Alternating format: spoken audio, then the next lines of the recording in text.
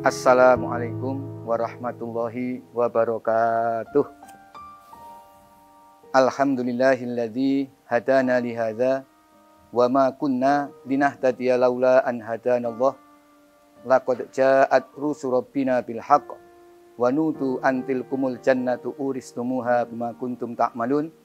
Asyhadu alla ilaha illallah wahdahu la syarikalah wa asyhadu anna Muhammadar Rasulullah sallallahu alaihi wasallam wa ala alihi wa ashabihi amma ba'du.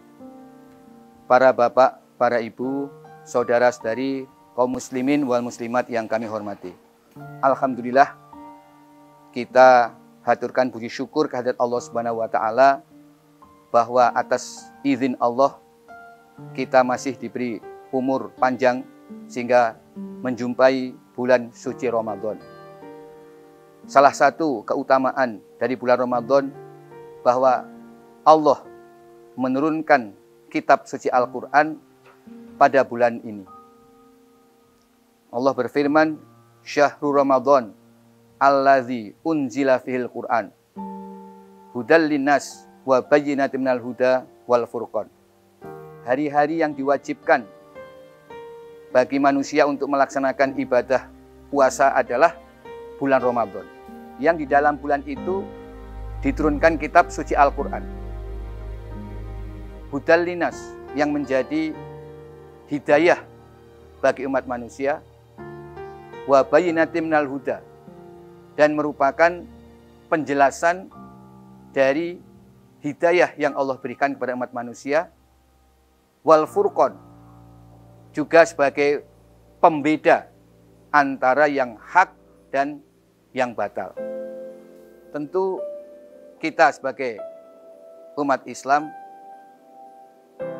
marilah kita manfaatkan dengan datangnya bulan Ramadan ini, kita tingkatkan upaya kita untuk lebih mendalami ilmu yang telah Allah turunkan di dalam kitab Al-Quran ini.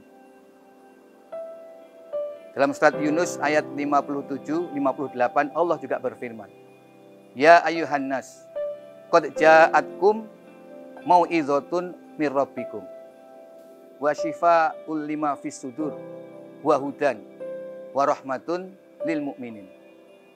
Wahai umat manusia, sungguh telah datang pada kalian nasihat dari Tuhan kalian dan obat bagi penyakit-penyakit yang ada di dalam hati kalian. Jadi sebenarnya di dalam hati kita manusia itu banyak sekali penyakit-penyakit hati.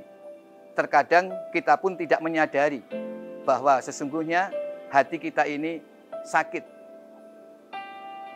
Allah telah menurunkan mau'izah, yaitu nasihat. Perlu bagi kita untuk berusaha mendengarkan nasihat-nasihat dari Allah yang menciptakan seluruh jagat ini, kemudian untuk kita fahami. Dan nasihat Allah itu termaktub dalam ayat Al-Quran. Manakala kita bisa memahami apa yang telah Allah nasihatkan, maka itu akan menjadi obat bagi penyakit-penyakit yang ada dalam hati kita.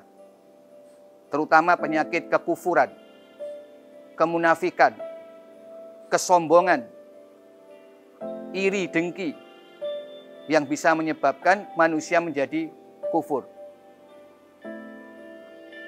Itu bisa kita hilangkan sehingga hati kita sembuh dari penyakit-penyakit yang membuat manusia menjadi sombong, kufur, iri, dengki. Apabila kita mau benar-benar memperhatikan ayat-ayat Al-Quran yang merupakan firman Allah yang mengandung banyak sekali peringatan-peringatan, sehingga dengan bersihnya hati kita dari penyakit-penyakit itu, maka Al-Quran akan bisa menjadi hidayah atau petunjuk yang menuntun, membimbing hati kita untuk menempuh jalan yang Allah kehendaki. Sebagaimana juga yang Allah firmankan, wa anna hadza sirati mustaqiman fattabi'uhu wa la tattabi'us subula fatafarraqu bikum an sabili. Bahwa Al-Quran ini adalah jalanku Allah yang lurus. Ikutilah. Kita bisa mengikuti manakala hati kita telah bersih dari penyakit-penyakit yang ada. Dan itu dari hasil upaya kita untuk sungguh-sungguh memahami apa yang Allah firmankan dalam Al-Quran. Sehingga dengan hidayah yang Allah berikan dalam hati kita, maka kita akan bisa mendapatkan rahmat, kasih sayang dari Allah. Dan itu hanya Allah berikan khusus bagi orang-orang yang beriman. Sehingga Allah juga berfirman, Qul bifadlillah wa birahmatihi fabidzalika falyafrahu huwa khairum mimma yajma'un.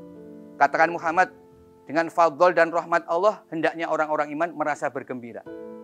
Yang dimaksud adalah ketika orang iman telah bisa menjadikan Al-Quran sebagai pedoman, bimbingan hatinya, keyakinannya untuk melaksanakan ibadah kepada Allah, maka saat itulah dia mendapat rahmat dari Allah.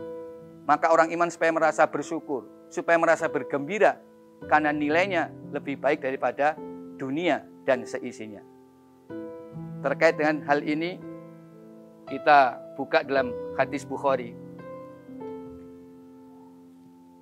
Kitabul I'tisam. Dalam hadis yang kedua disebutkan bahwa Akhbaroni Anas bin Malik annahu sami'a Umar. Anas bin Malik mendengar dari Umar bin Khattab.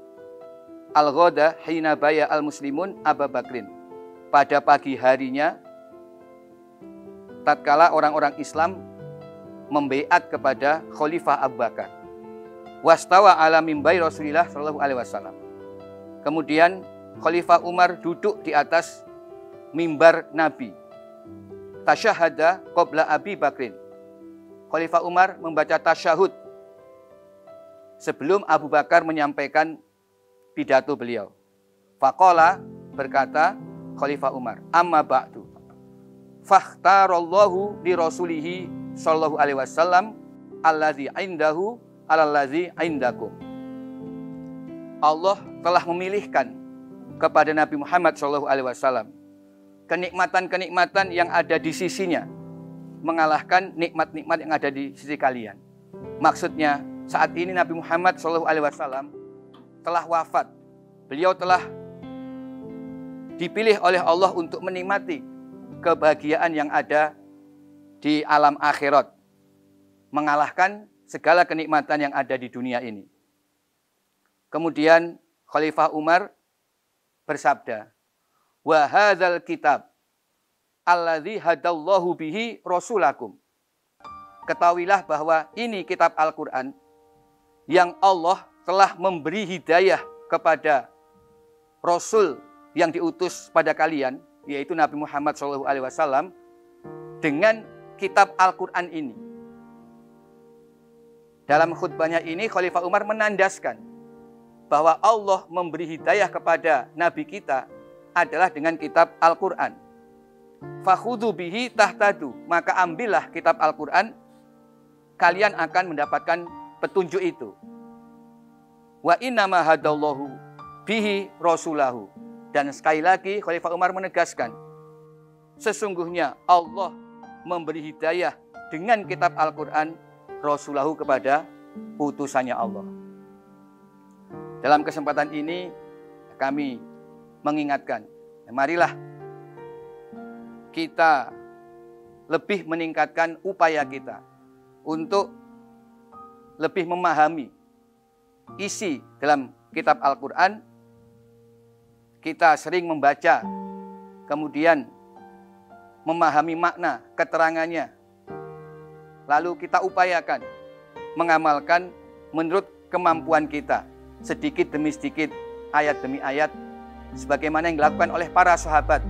Dijelaskan oleh Abdullah bin Mas'ud, kana rajulu minna idza ta'allama asra ayatin lam yujawiz huna hatta ya'rifa ma'aniyahuna wal amala bihinna. Seorang sahabat dari kalangan kami, ketika mereka belajar 10 ayat Al-Quran, mereka tidak melewatinya, sehingga mereka mengetahui makna dari ayat tersebut dan pengamalan dari ayat-ayat itu. Demikian yang dapat kami sampaikan. Kurang lebihnya mohon maaf yang sebesar-besarnya. Alhamdulillah, jazakumullahu khairah. Wassalamualaikum warahmatullahi wabarakatuh.